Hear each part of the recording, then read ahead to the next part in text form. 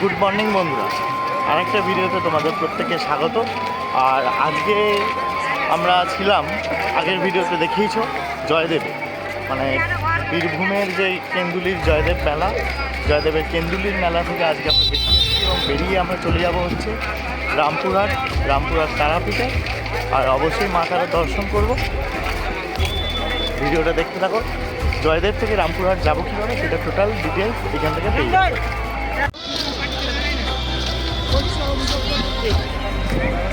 আচ্ছা, জয়দেব থেকে বেরোনোর সময় আমাদের টোটো স্ট্যান্ড সামনেই দেখা যাচ্ছে। এইখান থেকে আমরা জয়দেব মোড়ের যে স্টেট বাস যায় যেখান দিয়ে, বা অনেক অ্যাভেলেবেল বাস আছে যেখান দিয়ে, সেই বাস ধরবো। তার জন্য আমাদেরকে এই জয়দেব মোড় থেকে চলে যেতে হবে স্টেট বাসে সেই রাস্তায়, মানে এইখান থেকে কেন্দুলির এই মেলা প্রাঙ্গণের রাস্তা থেকে চলে যাব জয়দেব মোড়। আর জয়দেব মোড়ে যাওয়ার জন্য আমাদের টোটো ধরতে হবে। দাদা, জয়দেব মোড়ে বাস স্ট্যান্ডে, জয়দেব মোড়ে যে বাস স্ট্যান্ড ওইখানে কত ভাড়া কত এখান থেকে? হ্যাঁ, 20 টাকা করে। 20 টাকা করে। আমরা দুজন আছি। চলো চলো টোটোয়।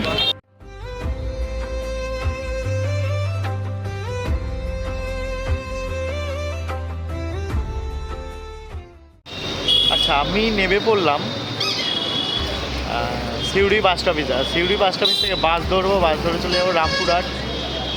কারণ হচ্ছে যেহেতু ট্রেনের টাইমটা একটু প্রবলেম হয়ে গেছে, যে কারণে আমরা ট্রেনে করে যাওয়ার প্ল্যান ছিল, ট্রেনে যাচ্ছি না, যাচ্ছি হচ্ছে বাসে। কোন বাসে যাব, কী করব, কীভাবে তারাপীঠ পৌঁছাবো সেটা দেখে নাও। এবং আমাদের ট্রিপটা আজকেই শেষ করার কথা আছে, সেই হিসাবে আমরা কীভাবে হাওড়া বা শিয়ালদায় পৌঁছাই সেটা টোটাল ভিডিও এখানে পেয়ে যাবে। ডান দিকে তিলপাড়া ব্যারেজকে পাশে ফেলে এগিয়ে গেলাম তারাপীঠের উদ্দেশ্যে। আর এই তিলপাড়া ব্যারেজের আরেকটি ভিডিও আমার পেজে পেয়ে যাবে। তিলপাড়া ব্যারেজে যদি কেউ কখনো ফিস্ট করতে আসতে চাও, কিভাবে আসবে, কোথায় করবে, টোটাল ডিটেলস পেয়ে যাবে। যাই হোক, এবারে তো এগিয়ে যাওয়া হচ্ছে তারাপীঠের উদ্দেশ্যে।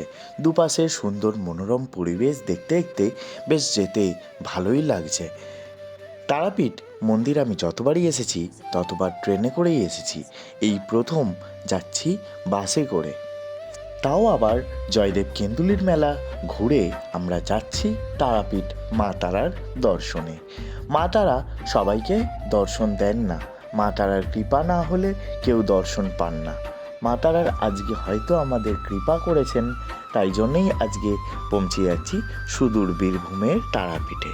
যেতে যেতে এই আদিবাসীদের গ্রাম যখন পার হচ্ছিলাম, তখন দেখলাম আদিবাসীরা পথ অবরোধ করেছিল বেশ কিছুটা সময়ের জন্য, তাদের কিছু দাবি পূরণের আশায়।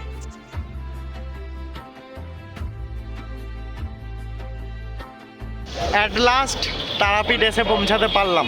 পেছনে এই যে দ্বারকা নদ দেখতে পাচ্ছ, আর এখন দ্বারকায় অনেক জল কম, একটু নোংরা আছে। তারাপীঠে এসে পৌঁছালামটা কীভাবে সেটাও তো জানাতে হবে। কারণ আমি যেহেতু ছিলাম কেন্দুলির মেলায়, ওখান থেকে তারাপীঠ আসতে আমি কিভাবে আসলাম, তোমরা যারা কেন্দুলির মেলা ঘুরে একই দিনে তারামাকেও দর্শন করতে চাইছো, বা পরের দিনে দর্শন করে কলকাতায় ফিরে যেতে চাইছো, বা তার গন্তব্য এলাকায় ফিরে যেতে চাইছো, কীভাবে ফিরবে টোটালটা এই ভিডিওতে পাবে। প্রথমে টোটোয় করে চলে এসেছিলাম কেন্দুলি মোড় থেকে চলে এলাম জয়দেব বাস স্ট্যান্ডে, এবং জয়দেব বাস স্ট্যান্ডে সরকারি বাস আমাদের ভাড়া নিল জনপ্রতি 40 টাকা করে। তারপরে চলে এসেছিলাম সিউড়ি বাস স্টপেজে। সিউড়ি বাস স্টপেজ থেকে আমরা আবার 50 টাকা ভাড়ার বিনিময়ে চলে এলাম রামপুরহাট বাস স্টপেজ। কিন্তু আমাদেরকে বাসের যে টিকিট কাটে কন্ডাক্টর দাদা, সেই কন্ডাক্টর দাদা বললো যে রামপুরহাট পর্যন্ত না গিয়ে তোমরা মনসুরার মোড়ে নেমে যাও, ওখান থেকে টোটো, অটো, ট্রেকার, বাস, অনেক কিছু ব্যাপার পাবে, অনেক ট্রাভেল পাবে, তোমরা ওইখান থেকে চলে যেতে পারবে তারাপীঠ। আর অ্যাট লাস্ট ওইখান থেকে আমরা আবার আরেকটা বাসে উঠেছিলাম, উঠে আমাদের ভাড়া নিয়েছিল 15 টাকা, আর ভাড়ার পরিবর্তে আমরা চলে এলাম তারাপীঠ মন্দিরের সামনে। এখন ঠিক তারামা সরণির সামনে দাঁড়িয়েছি, তারাপীঠের ভেতরটা ঢুকছি, দেখো কীভাবে পুজো দিচ্ছি, চেষ্টা করব বেশিরভাগ তুলে ধরার জন্য। তারাপীঠ সরণির মধ্যে দিয়ে যেতে যেতে দুপাশে প্রচুর দোকান চোখে পড়ল। থাকলো ডালার দোকান, থাকলো অনেক রকম জিনিসপত্রের দোকান।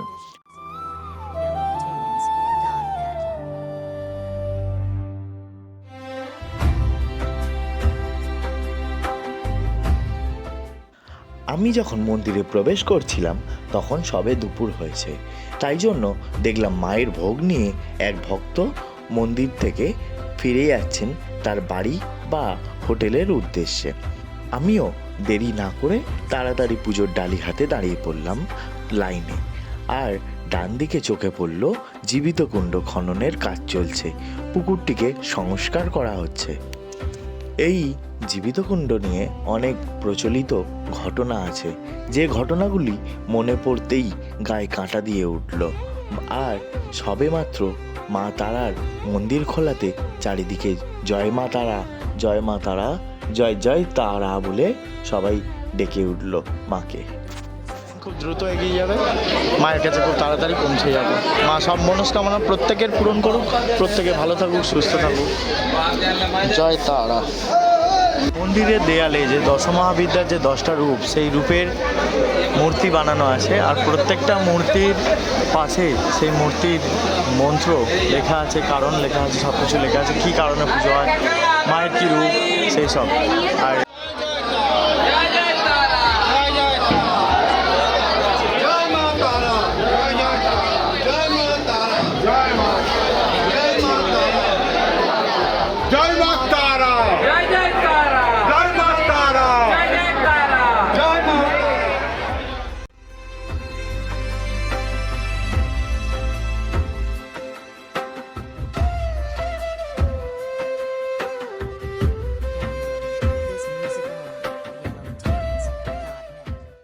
মা তারার গর্ভমন্দিরে প্রবেশ করার জন্য এবছর দেখলাম একটি নতুন নিয়ম চালু হয়েছে।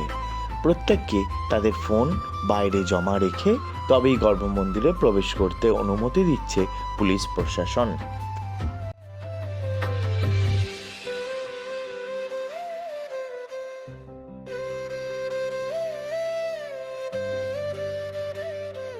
Download this music on yellowtunes.net.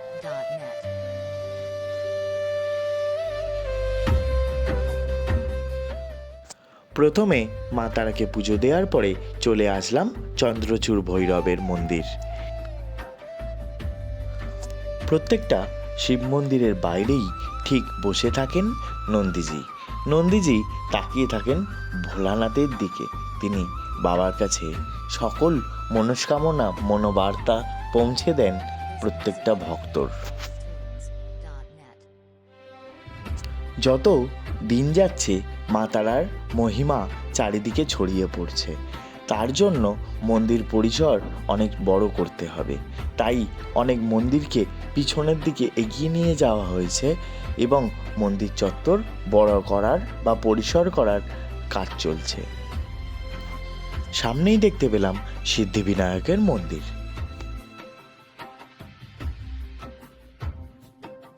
সিদ্ধিবিনায়ককে দর্শন করে এগিয়ে গেলাম পাশের মন্দিরে। সেখানে দর্শন করলাম তারা মায়ের খেপা ছেলে বামদেবকে, অর্থাৎ শিব অবতার Bamdev.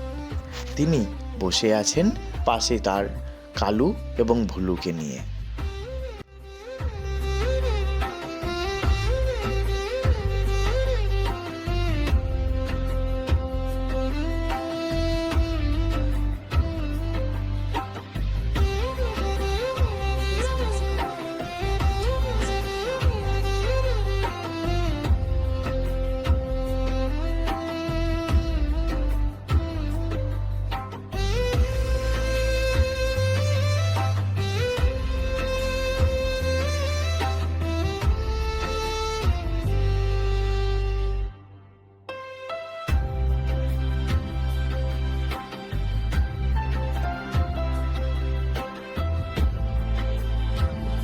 This music on yellowtunes.net.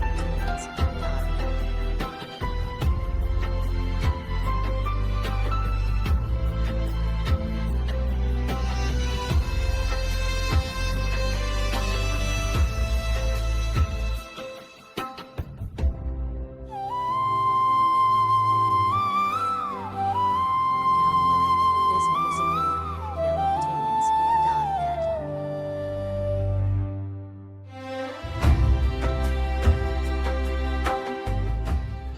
পুজো দেওয়ার পরে যখন মন্দির থেকে বেরিয়ে আসছি তখন লাইনটা চোখে পড়ল। পুজো দেওয়ার লাইনটা তখন আরও দীর্ঘ থেকে দীর্ঘতর হয়েছে। আর এগিয়ে চললাম যেখানে বলি ঘর অর্থাৎ বলি হয়ে থাকে। চলো তোমাদেরকেও একবার দেখিয়ে দিই কোথায় তারাপীঠে বলি হয়।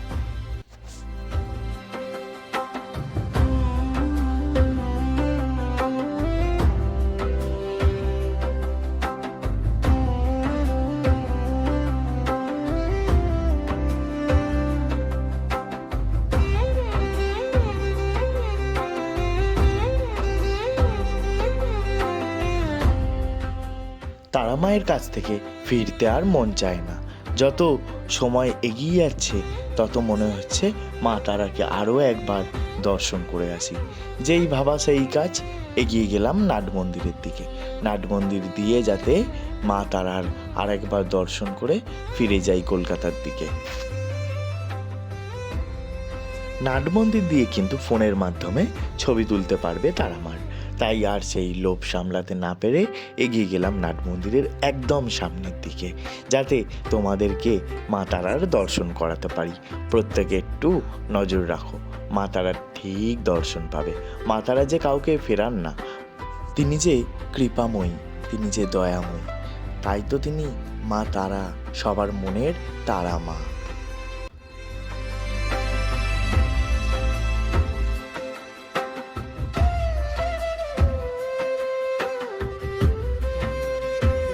on yellowtones.net. Download this music on yellowtones.net.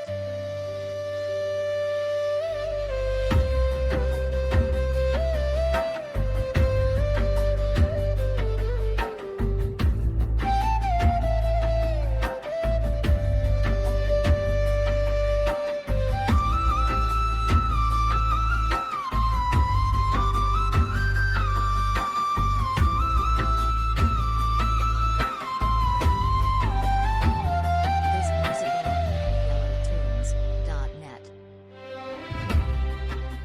ওই যে বড় মা আমার দর্শন দিয়েছে, মা তারা আমার দর্শন দিয়েছে। জয় বড় মা, জয় মা তারা, জয় জয় তারা মা, মাগো জয় মা।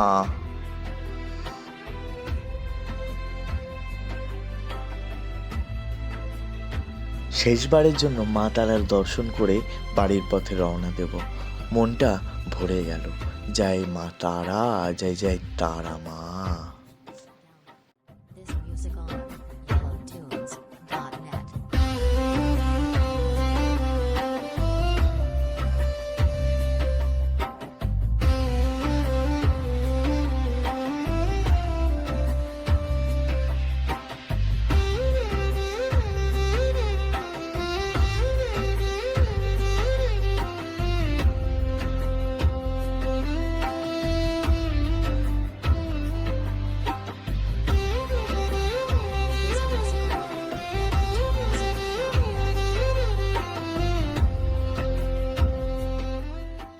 মা তারার দর্শন করে মনে মনে আনন্দিত হয়ে সদানন্দে তারা মার বাড়ি থেকে আমার নিজের বাড়িতে ফিরে আসা শুরু করলাম। যেতে যেতে মাকে জানালাম প্রত্যেকে ভালো থাকুক, প্রত্যেকে সুস্থ থাকুক এবং আমাকে আবার ডেকো মা তুমি তোমার কাছে। তারাপীঠ ঘুরতে এলে মা তারাকে দর্শন করার পরেই আমরা প্রত্যেকেই হাজির হই মহাশ্মশানে। সেখানে যে মায়ের চরণ রাখা আছে, সেখানে যে বামদেবের সমাধি আছে, তাই জন্য আমিও তারা মার স্মরণেই ধরে এগিয়ে চললাম মহাশ্মশানের উদ্দেশ্যে। Download this music on yellowtones.net.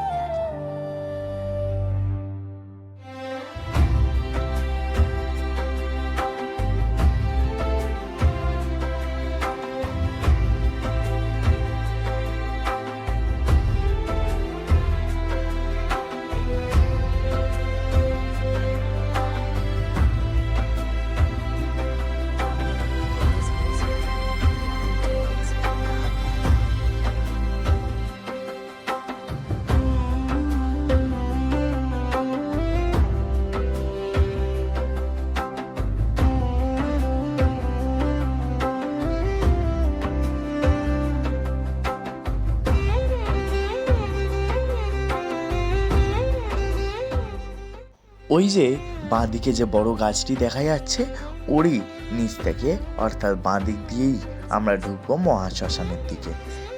যতই বিকেল হচ্ছে তত আরও ভিড় বাড়ছে মা তারার দর্শনের জন্য, পুজো দেওয়ার জন্য।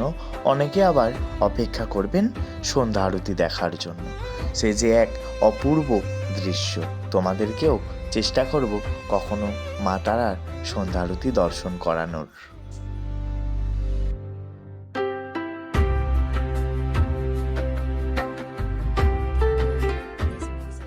এই হচ্ছে সেই মহাপবিত্র জায়গা যেখানে শ্বেতশিমুলের নিচে বামদেব সাধনা করতেন এবং মা তারার দর্শন লাভ করেছিলেন। তাই জন্যই এই মহাশ্মশান অতি পবিত্র। এই মহাশ্মশানে নাকি যাদের দাহ করা হয় তাদের জন্য কেউ কাঁদেন না, তাদের জন্য আনন্দ করা হয়। কারণ তিনি যে মা তারার চরণ পাবেন, তিনি যে তারা মায়ের কোলে থাকবেন। তাই জন্যই বীরভূম থেকে এবং সুদূর দূর দূরান্ত থেকে লোকজন আসেন এই শ্মশানে দাহ করানোর জন্য। ওপরে বাঁদিকের মন্দিরটি হলো তারামার চরণ এবং ডান দিকের মন্দিরটি হলো বামদেবের সমাধি মন্দির। এটাই ছিল আজকের টোটাল ব্লগ। তারাপীঠ এবং জয়দেবের মেলার লাস্ট বেরিয়ে যাচ্ছি তারাপীঠ দর্শন করে। আর অবশ্যই সাবস্ক্রাইব এবং ভিডিওটা শেয়ার করে দেবেন যাতে প্রত্যেকের কাছে পৌঁছে যায় এবং প্রত্যেকে ভালো থাকবেন, সুস্থ থাকবেন মা তারার কাছে, এটাই কামনা করলাম। প্রত্যেকে ভালো থাকবেন। টাটা, দেখা হচ্ছে পরের ভিডিও।